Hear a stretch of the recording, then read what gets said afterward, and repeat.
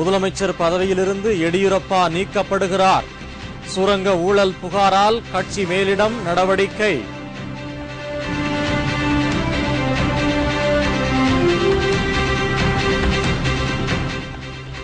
இந்தியாவுடன் நட்புறவையே பாகிஸ்தான் விரும்புகிறது. டெல்லி வந்துள்ள ஹீனா ரப்பானி பேட்டி.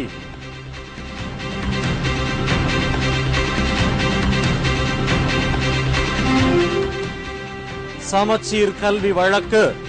உச்சநீதிமன்றத்தில் அரசுக்கு எதிராக வாதாடிய அரசு வழக்கறிஞர்.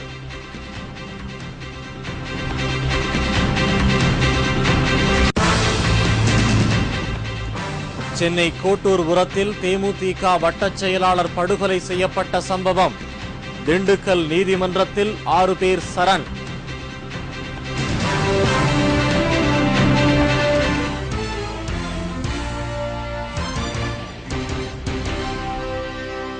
வணக்கம். விரிவான செய்திகள். கர்நாடகாவில் நடைபெற்ற சுரங்க முறைகேட்டால் 16,085 கோடி ரூபாய் இழப்பு ஏற்பட்டுள்ளதாகவும் இந்த முறைகேட்டில் முதல்வர் எடியூரப்பாவிற்கு தொடர்பு உள்ளது என்றும் லோக் ஆயுக்தா நீதிபதி சந்தோஷ் ஹெக்டே தெரிவித்துள்ளார். கர்நாடகாவில் நடைபெற்ற சுரங்க முறைகேடு குறித்து லோக் ஆயுக்தா விசாரணை அறிக்கையை தலைமைச் செயலாளர் NV ரங்கநாத்திடம் லோக் ஆயுக்தா பதிவாளர் சமர்ப்பித்தார். அறிக்கை தாக்கல் செய்த பின்னர் செய்தியாளரிடம் பேசிய சந்தோஷ் ஹெக்டே இது தொடர்பாக அரசு நடவடிக்கை எடுக்கும் என்று தனக்கு நம்பிக்கை இல்லை என்று கூறினார். From the government, nothing I would expect. But then since the Supreme Court has already expressed very strongly that it is likely to close down all the mining in Karnataka, so I hope they will. I mean, ultimately it is in the larger interest of the state and the natural wealth, and ultimately it belongs to the people as a whole. சட்டவிரோத சுரங்கங்களால் பெலிகேரி மற்றும் கர்வார் பகுதிகளில் 5 லட்சம் matric ton இரும்பு தாதுக்கள் காணாமல் போயுள்ளன என்றும் அவர் கூறினார். சட்டவிரோத சுரங்கங்களுக்காக எடியூரப்பா லாபம் பெற்றுள்ளார் என்று தெரிவித்த ஹெக்டே 2006-2010 ஆண்டு காலகட்டத்தில் மாநிலத்திற்கு 16,085 கோடி ரூபாய் இழப்பு ஏற்பட்டுள்ளதாக தெரிவித்தார். இதனிடையே இந்த விவகாரம் தொடர்பாக டெல்லியில் அத்வானி தலைமையில் பாஜக தலைவர்கள் அவசர ஆலோசனை நடத்தினார்கள். கட்சி தலைமையிடமிருந்து அழைப்பு வந்துள்ளதால் அவசரமாக எடியூரப்பாவும் டெல்லி விரைந்துள்ளார். இந்தியாவுடன் நட்புறவையே பாகிஸ்தான் விரும்புகிறது என்று டெல்லி வந்துள்ள அந்த நாட்டின் புதிய பெண் வெளியுறவுத்துறை அமைச்சர் ஹீனா ரப்பானி கூறியுள்ளார். இந்தியா பாகிஸ்தான் இடையே அமைதி பேச்சுவார்த்தை மீண்டும் இன்று தொடங்கியது.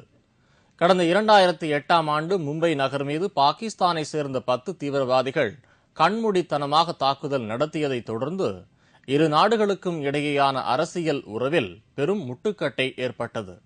இந்நிலையில் பாகிஸ்தானில் புதிய பெண் வெளியுறவுத்துறை அமைச்சராக பதவியேற்ற ஹீனா ரப்பானி நேற்று டெல்லி வந்தார். இன்று அவர் வெளியுறவுத்துறை அமைச்சர் SM கிருஷ்ணாவுடன் இரு நாட்டு உறவுகள் குறித்து பேச்சுவார்த்தை நடத்தினார். இந்த சந்திப்பிற்கு பின்னர் செய்தியாளரிடம் பேசிய SM கிருஷ்ணா பயங்கரவாதத்தை எந்த நிலையிலும் அகற்ற தீவிரமான நடவடிக்கைகள் எடுப்பது என்று இரு நாடுகளும் உறுதி பூண்டுள்ளதாக தெரிவித்தார்.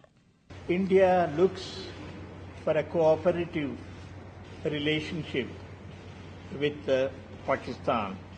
It is in the interest of peace not only for our two countries but the entire region and beyond. பின்னர் பேசிய பாகிஸ்தான் வெளியுறவுத்துறை அமைச்சர் ஹீனா ரப்பானி இந்தியாவுடன் ஒத்துழைப்பு மிக்க நட்புறவுடன் கூடிய நல்லுறவை பாகிஸ்தான் விரும்புவதாக தெரிவித்தார். We are keenly looking towards a positive engagement with your country through you. Let me also say that Pakistan sees good, friendly and cooperative relationship with India as an important neighbor. சமச்சீர் கல்வி தொடர்பான வழக்கில் உச்சநீதிமன்றத்தில் இன்று 2வது நாளாக தமிழக அரசு வழக்கறிஞர் PV ராவ் வாதிட்டார். அப்போது குறுக்கிட்ட நீதிபதிகள் தமிழக அரசு எந்த நோக்கத்திற்காக சட்ட திருத்தம் கொண்டு வந்தது என்று கேள்வி எழுப்பினார்கள். இதற்கு பதில் கொடுத்த அரசு வழக்கறிஞர் ராவ் கல்வி மற்றும் சட்டத்துறையில் தமிழக அரசுக்கு உரிய ஆலோசனைகள் வழங்க தகுதியான நபர்கள் இல்லை என்பதால் சட்ட திருத்தம் கொண்டுவர நேரிட்டதாக பதிலளித்தார். மேலும் சென்னை உயர்நீதிமன்ற தீர்ப்பை சரியாக புரிந்து கொள்ளாமல் சட்ட திருத்தம் செய்து நீதிமன்றத்தின் நேரத்தை தமிழக அரசு விரயம் செய்துவிட்டதாகவும் அவர் கூறினார். தமிழக அரசு மீதே அரசு வழக்கறிஞர் புகார் கூறி வாதிட்டதால் உச்சநீதிமன்றத்தில் பெரும் பரபரப்பு ஏற்பட்டது. தொடர்ந்து வாதிட்ட வழக்கறிஞர் ராவ் சமச்சீர் கல்வியை நடப்பு ஆண்டில் செயல்படுத்த முடியாது என்று கூறினார். சரியான சட்ட ஆலோசனை வழங்கப்பட்டிருந்தால் தைரியமாகவும் நடுநிலையோடும் சரியான ஆலோசனை தமிழக அரசிற்கு வழங்கப்பட்டிருந்தால் இந்த அவசர சட்டம் கொண்டு வந்திருக்க வேண்டிய அவசியமே எழுந்திருக்காது என்று நீதிமன்றத்தில் எடுத்துரைத்தார். இந்த அவசர சட்டம் கொண்டு வரப்பட்டதன் மூலமாக பல்வேறு சிக்கல்களும் பல்வேறு சிரமங்களும் அரசு சந்திக்க வேண்டிய நிலை ஏற்பட்டிருக்கிறது. இதை தவிர்த்திருக்கலாம் என்று நீதிமன்றத்தில் அரசு தரப்பினுடைய வழக்கறிஞரே நீதிமன்றத்தில் எடுத்துரைத்தது எல்லோருக்கும் அங்கே ஒரு அதிர்ச்சியையும் ஆச்சரியத்தையும் ஏற்படுத்தியது. சென்னை சைதை பகுதி 138வது வட்ட தேமுதிக செயலாளரை படுகொலை செய்த குற்றவாளிகள் 6 பேர் திண்டுக்கல் நீதிமன்றத்தில் இன்று மாலை சரணடைந்தனர். சென்னை கோட்டூர்புரம் பாலம் அருகே சைதை பகுதி 138வது வட்ட தேமுதிக செயலாளர் ஹரிகிருஷ்ணன் நேற்று முன்தினம் சமூக விரோதிகள் சிலரால் வெட்டி படுகொலை செய்யப்பட்டார். இந்த படுகொலைக்கு காரணமானவர்களை உடனடியாக கைது செய்ய வேண்டும் என்று தேமுதிக நிறுவன தலைவர் கேப்டன் விஜயகாந்த் வலியுறுத்தியிருந்தார். கேப்டன் விஜயகாந்த் ஆணைப்படி தேமுதிக இளைஞரணி மாநில செயலாளர் LK சுதீஷ் மற்றும் கழக முன்னணியினர் ஹரிகிருஷ்ணனின் உடலுக்கு மாலை அணிவித்து அஞ்சலி செலுத்தினர். இந்நிலையில் ஹரிகிருஷ்ணனை படுகொலை செய்த குற்றவாளிகள் 6 பேர் இன்று மாலை திண்டுக்கல் நீதிமன்றத்தில் சரணடைந்தனர். நில அபகரிப்பு புகாரில் சிக்கிய முன்னாள் அமைச்சர் வீரபாண்டி ஆறுமுகத்திற்கு சேலம் நீதிமன்றம் நிபந்தனை ஜாமீன் வழங்கியுள்ளது. நீதிமன்றத்திற்குள் ஆறுமுகம் அழைத்து வரப்பட்ட போது திமுகவினர் ரகளையில் ஈடுபட்டதால் பரபரப்பு ஏற்பட்டது. சேலம் அங்கம்மாள் காலனி நில அபகரிப்பு மற்றும் பிரிமியர் மில் நிலம் அபகரிப்பு புகார் தொடர்பாக வீரபாண்டி ஆறுமுகம் மீது வழக்கு பதிவு செய்யப்பட்டது. இதையடுத்து சென்னை உயர்நீதிமன்ற உத்தரவுப்படி சேலம் குற்றப்பிரிவு காவல் நிலையத்தில் அவர் சரணடைந்தார். அவரிடம் கடந்த 2 நாட்களாக காவல்துறையினர் விசாரணை நடத்தி வந்தனர். இந்நிலையில் இன்று அவர் சேலம் நீதிமன்றத்தில் ஆஜர்படுத்துவதற்காக அழைத்து வரப்பட்டார். அப்போது திமுக வழக்கறிஞர்கள் மற்றும் தொண்டர்கள் பத்திரிகையாளர்களுடன் ரகளையில் ஈடுபட்டனர். படம் பிடிப்பதற்கு எதிர்ப்பு தெரிவித்து வாக்குவாதம் செய்த அவர்கள் செய்தியாளர்களை தாக்கினார்கள். இதனால் அங்கு பரபரப்பு ஏற்பட்டது.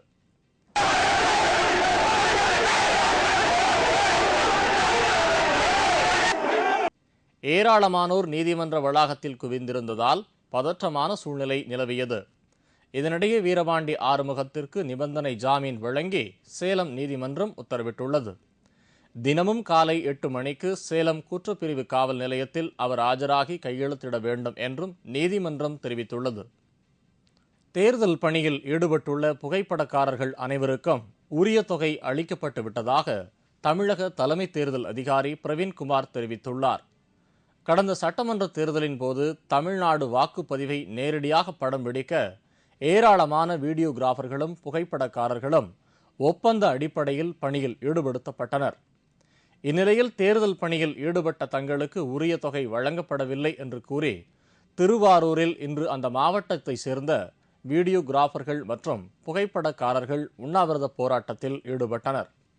இந்த போராட்டம் குறித்து கருத்து தெரிவித்த தலைமை தேர்தல் அதிகாரி பிரவீன்குமார் தேர்தல் பணியில் ஈடுபடுத்தப்பட்ட புகைப்படக்காரர்கள் அனைவருக்கும் உரிய தொகை கொடுக்கப்பட்டுவிட்டதாக தெரிவித்தார்.